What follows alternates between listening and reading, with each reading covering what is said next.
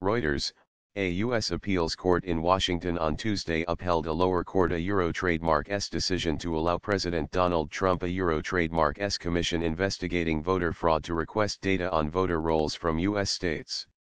The U.S. Court of Appeals for the District of Columbia Circuit said the Electronic Privacy Information Center, EPIC, watchdog group, which filed the lawsuit, did not have legal standing to seek to force the Presidential Commission to review privacy concerns before collecting individual Euro trademark voter data. EPIC had argued that under federal law, the Commission was required to conduct a privacy impact assessment before gathering personal data. But the three-judge appeals court panel ruled unanimously that the privacy law at issue was intended to protect individuals, not groups like EPIC. A Euro or EPIC is not a voter. A Euro Judge Karen Henderson wrote in the ruling. Washington-based U.S. District Judge Colleen Collar-Catelli first denied EPIC a Euro trademark's injunction request in July, in part because the collection of data by the Commission was not technically an action by a government agency, so was not bound by laws that govern what such entities can do. Collar-Catelli noted that the Commission, headed by Vice President Mike Pence, was an advisory body that lacks legal authority to compel states to hand over the data.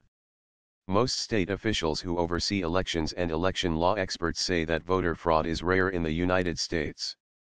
Trump, a Republican, set up the commission in May after charging, without evidence, that millions of people voted unlawfully in the 2016 presidential election in which he defeated Democratic opponent Hillary Clinton despite losing the popular vote.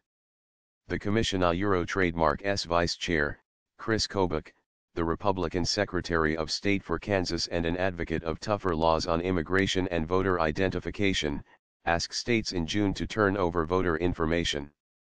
The data requested by Kobach included names, the last four digits of social security numbers, addresses, birth dates, political affiliation, felony convictions, and voting histories. More than 20 states refused outright and others said they needed to study whether they could provide the data. Civil rights groups and Democratic lawmakers have said the Commission a Euro trademark's eventual findings could lead to new ID requirements and other measures, making it harder for groups that tend to favor Democratic candidates to cast ballots. EPIC Executive Director Mark Rotenberg could not immediately be reached for comment.